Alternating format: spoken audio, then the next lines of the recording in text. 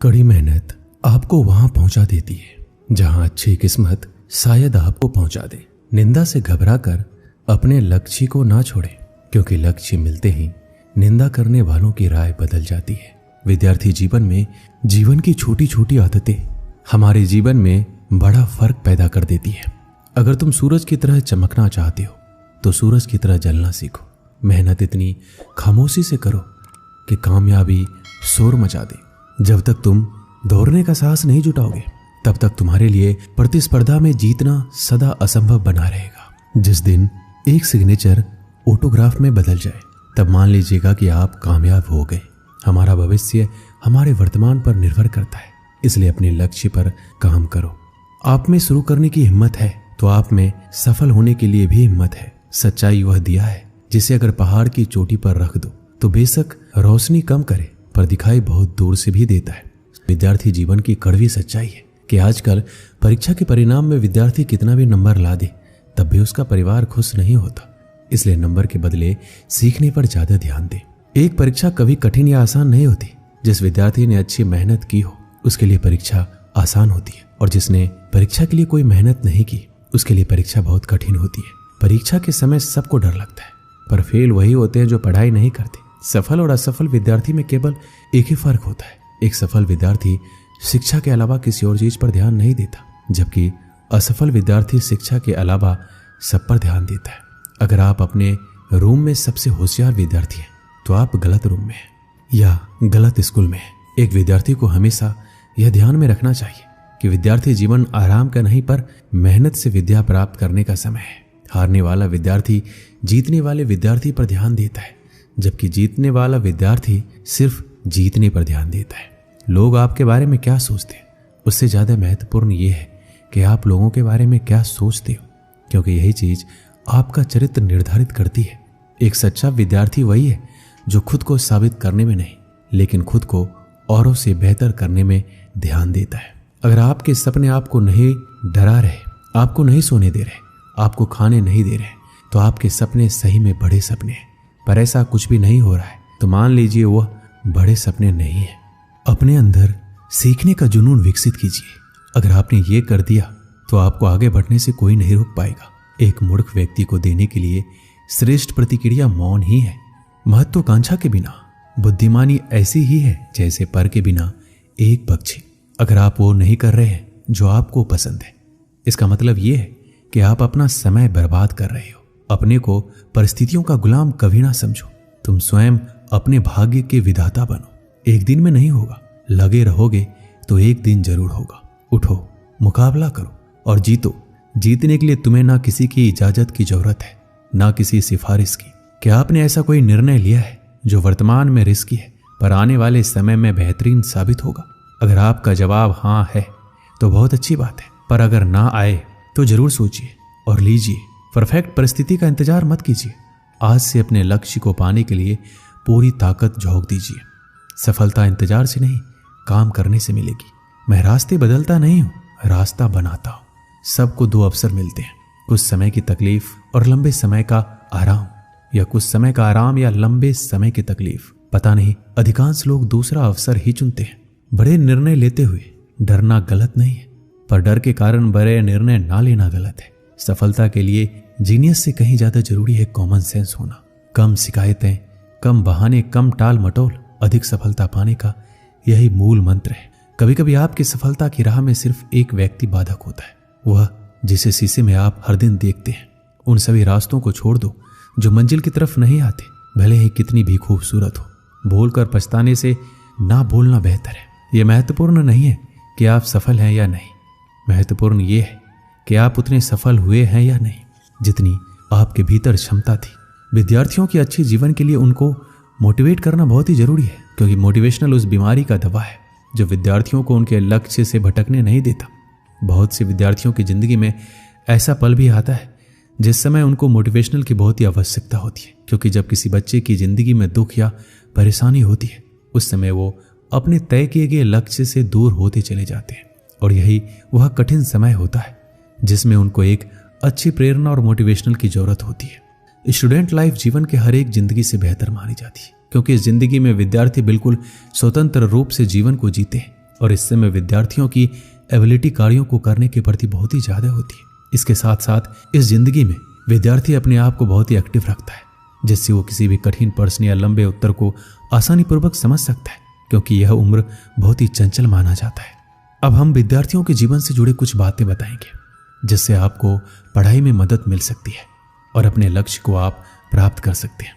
जब आप पढ़ाई करने बैठे तो अपने आसपास सभी ऐसी चीजों को हटा दे जो आपको ध्यान से भटका सकती है। पढ़ाई करते समय ऐसी जगह बैठे जहां किसी भी तरह का शोर शराबा नहीं हो। इसके साथ ही अगर आपके आसपास मोबाइल, टीवी हो तो उस जगह पर ना बैठे। कोशिश करें कि पढ़ने के लिए आप टेबल चेयर पर ही बैठे। इससे आप ज्यादा देर तक पढ़ाई कर पाएंगे। और पढ़ाई करते समय फोकस बढ़ाने के लिए सबसे जरूरी है आप अपनी पढ़ाई के लिए एक रूटीन बना लें। टाइम टेबल बनाकर पढ़ाई की जाए तो हर चीज अच्छे से याद रहती है। इस टाइम टेबल को रोजाना फॉलो करना जरूरी है। इससे पढ़ाई समय से करने की भी आदत आसानी से बन जाएगी। साथ ही आप अच्छे से अपने स्टडी प्लान का पालन कर पाएंगे। रोज रोज एक ही समय पर पढ़ाई शुरू करने की आदत हो जाएगी तो पढ़ाई पर कंसंट्रेट और फोकस करने में आसानी होगी। हर रोज अपने लिए एक लक्ष्य निर्धारित कीजिए। जब भी पढ़ाई करने बैठे तो अपने गोल को ध्यान रखें कि आपको आज कितना पढ़ना है। जैसे कि जब आप पढ़ाई करने बैठे तो तय कर लें कि आज आपको किन चैप्टर को पूरा करना है, और इस गोल को पूरा करने के बाद ही आप अपनी जगह से उठेंगे। जब आप अपने तय किए गए स्टडी गोल्स को पूरा कर लेंगे तो आपको भी अच्छा लगेगा और रोजाना आप इसी तरह खुशी से पढ़ाई पर फोकस कर पाएंगे। और साथ ही साथ पढ़ाई के बीच में ब्रेक जरूर लें। कभी भी एक साथ पूरा सिलेबस ना पढ़ें। लगातार पढ़ाई करते रहने से आप लंबे समय तक कुछ भी याद नहीं रख पाएंगे। ऐसा करने से बचें। अगर आप चाहते हैं कि आपका पढ़ाई में और अच्छा फोकस हो तो इस दौरान बीच बीच में छोटे ब्रेक्स लेने चाहिए। हालांकि इन ब्रेक्स में आपको टीवी या मोबाइल चलाने से दूर रहना चाहिए। कोशिश करें कि 30 से 45 मिनट की पढ़ाई करने के बाद आपको कम से कम 5 से 10 मिनट का ब्रेक जरूर लेना चाहिए। अक्सर आपने देखा होगा विद्यार्थी पूरा दिन घर में उछल कूद करता रहता है, ज्यादा से ज्यादा बाहर खेलता है, लेकिन जैसे ही उसको पढ़ने के लिए बैठाया जाता है उसे आलस या सुस्ती आने लगती है और वह पढ़ाई से कतराने लगता है।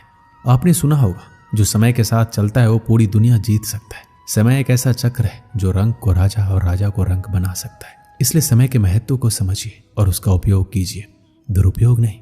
ये फिर लौट कर नहीं आने वाला है, इसलिए इसके साथ चलिए, ना आगे ना पीछे, केवल साथ।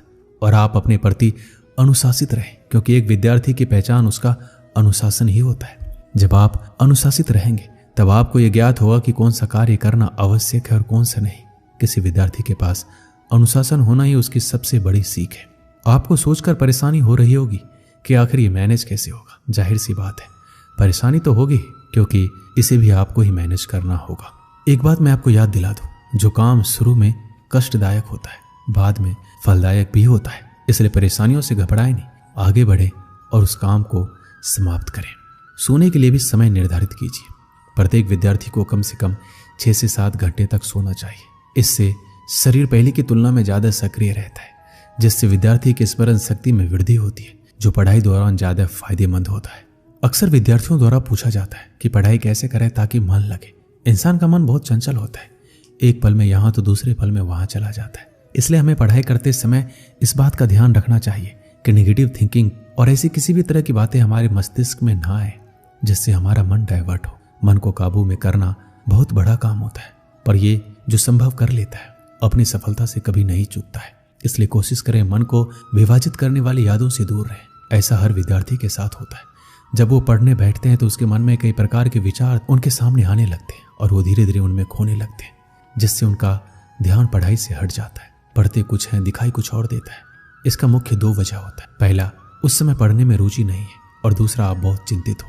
कोशिश करें तनाव से दूर रहने की। दोस्तों के साथ अपना ज्यादा टाइम स्पेंड करना एक बड़ी वजह है पढ़ाई में मन ना लगने की, क्योंकि दोस्तों के साथ समय का पता नहीं चल पाता, जिससे आपकी पढ़ाई का समय निकल जाता है, जो आपको बाद में चिंतन करने पर मजबूर कर देता है। सिर्फ सोच इतनी शक्तिशाली होती है जो सही और गलत में भेद कर सकती है, जो व्यक्ति को ऊपर उठा सकती है और नीचे गिरा सकती है। संसार के सबसे महंगे पुस्तक, सबसे बड़ा प्रेरक और मूल्यवान विचार आपके अंदर 1% का भी परिवर्तन नहीं ला सकते यदि आप बदलना ना चाहे तो। जो जानते नहीं इसलिए नहीं कर पाते वह अज्ञानी है। जो सब कुछ जानते हैं फिर भी अमल नहीं करते वो मूर्ख है। यदि हर सुबह नींद खुलते किसी लक्ष्य को लेकर आप उत्साहित नहीं है तो आप जी नहीं रहे, सिर्फ जिंदगी काट रहे हैं। दूसरों की मदद करते हुए यदि दिल में खुशी है तो वही सेवा है, बाकी सब दिखावा है। आपके जीवन में कुछ ऐसे नियम जरूर होने चाहिए जिनसे आप किसी भी कीमत पर समझौता नहीं करेंगे। किसी भी व्यक्ति को ज्यादा सुधारना चाहोगे तो आपका दुश्मन हो जाएगा। आप कभी भी नदी में कूदे बिना उसकी गहराई का अंदाजा नहीं लगा सकते। जब लोग छोड़ दे तब भी जीतने वाला व्यक्ति उसको छोड़े बिना उस पर लगा रहता है। यही जीतने वाले व्यक्ति और हारने वाले व्यक्ति में अंतर है।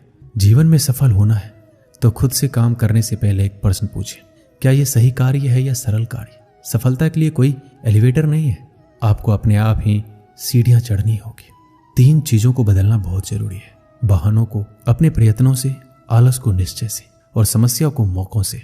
परिवर्तन और संघर्ष से सिर्फ एक कायर इंसान ही डरता है। सफल और हिम्मतवान व्यक्ति नहीं, अनुशासन ही सिद्धि और लक्ष्य को जोड़ने वाला पुल है। आपको सफलता चाहिए तो आपको उसकी कीमत के लिए भी तैयार रहना होगा। अगर आपको सफल होना है, वह आपके विद्यार्थी जीवन में हो या फिर आपके जीवन में, तो सिर्फ 2 शब्द जान लीजिए, वह है अभी जो करना है वो अभी करें। एक दिन की बात है, 2 मित्र सोहन और मोहन अपने गांव के मंदिर की सीढ़ियों पर बैठकर बातें कर रहे थे। इतने में एक तीसरा व्यक्ति जतिन उनके पास आया और उनकी बातों में शामिल हो गया। तीनों दिन भर दुनिया जहां की बातें करते रहे। कब दिन ढला, कब शाम हुई, बातों बातों में उन्हें पता ही नहीं चला। शाम को तीनों को भूख लग गई। सोहन और मोहन के पास क्रमशः 3 और 5 रोटियां थी, लेकिन जतिन के पास खाने के लिए कुछ भी नहीं था। सोहन और मोहन ने तय किया कि वो अपने पास की रोटियों को आपस में बांटकर खा लेंगे। जतिन उनकी बात सुनकर प्रसन्न हो गया, लेकिन समस्या ये खड़ी हो गई, कुल 8 रोटियों को तीनों में बराबर कैसे बांटा जाए। सोहन इस समस्या का समाधान निकालते हुए बोला, हमारे पास कुल 8 रोटियां हैं, हम इन सभी रोटियों के 3-3 टुकड़े करते हैं। हमारे पास कुल 24 टुकड़े हो जाएंगे, उनमें से 8-8 टुकड़े हम तीनों खा लेंगे। मोहन और जतिन को यह बात जच गई और तीनों ने वैसा ही किया। रोटियां खाने के बाद वो तीनों उसी मंदिर की सीढ़ियों पर सो गए, क्योंकि रात काफी हो चुकी थी। रात में तीनों गहरी नींद में सोए और सीधे अगली सुबह उठे। सुबह जतिन ने सोहन और मोहन से विदा ली और बोला, मित्रों, कल तुम दोनों ने अपनी रोटियों में से तोड़कर मुझे जो टुकड़े दिए, उसकी वजह से मेरी भूख मिट पाई। इसके लिए मैं तुम दोनों का बहुत आभारी हूँ। यह आभार तो मैं कभी नहीं चुका पाऊंगा, लेकिन फिर भी उपहार स्वरूप मैं तुम दोनों को सोने की ये 8 गिन्नियां देना चाहता हूँ। यह कहकर उसने सोने की 8 गिन्नियां उन्हें दे दी और विदा लेकर चला गया। सोने की गिन्नियां पाकर सोहन और मोहन बहुत खुश हुए। उन्हें हाथ में लेकर सोहन मोहन से बोला, आओ मित्र, ये 8 गिन्नियां आधी आधी बांट लें। तुम 4 गिन्नी ले लो और मैं 4 गिन्नी ले लेता हूँ। लेकिन मोहन ने ऐसा करने से इनकार कर दिया। वो बोला, ऐसा कैसे? तुम्हारी 3 रोटियां थी और मेरी 5। मेरी रोटियां ज्यादा थी, इसलिए मुझे ज्यादा गिन्नियां मिलनी चाहिए। तुम 3 गिन्नी लो और मैं 5 लेता हूँ। इस बात पर दोनों में बहस छिड़ गई। बहस इतनी बढ़ी, मंदिर के पुजारी को बीच बचाव के लिए आना पड़ा। पूछने पर दोनों ने एक दिन पहले का किस्सा और सोने की गिन्नियों की बात पुजारी को बता दी। साथ ही उसने निवेदन किया कि वो कोई निर्णय ले, जो भी वो निर्णय करेंगे उन्हें स्वीकार होगा। यूं तो पुजारी जी को मोहन की बात ठीक लगी, लेकिन वो निर्णय में कोई गलती नहीं करना चाहते थे, इसलिए बोले, अभी तुम दोनों ये गिन्नियां मेरे पास छोड़ जाओ। आज मैं अच्छी तरह सोच विचार कर लेता हूँ। कल सुबह तुम आना, मैं तुम्हें अपना अंतिम निर्णय बता दूंगा। सोहन और मोहन सोने की गिन्नियां पुजारी जी के पास छोड़कर चले गए। देर रात पुजारी जी गिन्नियों के बंटवारे के बारे में सोचते रहे, लेकिन किसी उचित निष्कर्ष पर नहीं पहुंच सके। सोचते सोचते उन्हें नींद आ गई और वो सो गए। नींद में एक सपना आया। उसे सपने में भगवान दिखाई पड़े। सपने में उन्होंने भगवान से गिन्नियों के बंटवारे के बारे में पूछा तो भगवान बोले, सोहन को 1 गिन्नी मिलनी चाहिए और मोहन को 7। ये सुनकर पुजारी जी हैरान रह गए और पूछ बैठे, ऐसा क्यों प्रभु? तब भगवान जी बोले, देखो, सोहन के पास 3 रोटियां थी, जिसके उसने 3 टुकड़े किए। उन 3 टुकड़ों में से 8 टुकड़े उसने खुद खाए और 1 टुकड़ा जतिन को दिया। वहीं मोहन ने अपनी 5 रोटियों के 15 टुकड़े किए। उनमें से 7 टुकड़े जतिन को देकर खुद 8 टुकड़े खाए। चूंकि सोहन ने जतिन को 1 टुकड़ा दिया था और मोहन ने 8, इसलिए सोहन को 1 गिन्नी मिलनी चाहिए और मोहन को 7। पुजारी जी भगवान के इस निर्णय पर बहुत ही प्रसन्न हुए और उन्हें कोटि कोटि धन्यवाद देते हुए बोले, प्रभु, मैं ऐसे न्याय की बात कभी सोच भी नहीं सकता था। अगले दिन जब सोहन और मोहन मंदिर आकर पुजारी से मिले तो पुजारी जी ने उन्हें अपने सपने के बारे में बताते हुए अंतिम निर्णय सुना दिया और सोने की गिन्नियां बांट दी। इस कहानी से हमें क्या सीख मिलती है? जीवन में हम जब भी कोई त्याग करते हैं या काम करते हैं तो अपेक्षा करते हैं कि भगवान इसके बदले हमें बहुत बड़ा फल देंगे, लेकिन जब ऐसा नहीं हो पाता तो हम भगवान से शिकायत करने लग जाते हैं। हमें लगता है कि इतना कुछ त्याग करने के बाद भी हमें जो प्राप्त हुआ बहुत ही कम है। भगवान ने हमारे साथ अन्याय किया है, लेकिन वास्तव में भगवान का न्याय हमारी सोच से परे है। वह महज हमारे त्याग को नहीं बल्कि समस्त जीवन का आकलन कर निर्णय लेता है। इसलिए जो भी हमें मिला है उसमें संतुष्ट रहना चाहिए और भगवान से शिकायतें नहीं करनी चाहिए, क्योंकि भगवान का निर्णय सदा न्याय संगत होता है और हमें जीवन में जो भी मिल रहा होता है वो बिल्कुल सही होता है। दोस्तों, इस वीडियो में बस इतना ही। मिलते हैं अगली वीडियो में। अपना ख्याल रखिएगा। जय श्री कृष्ण।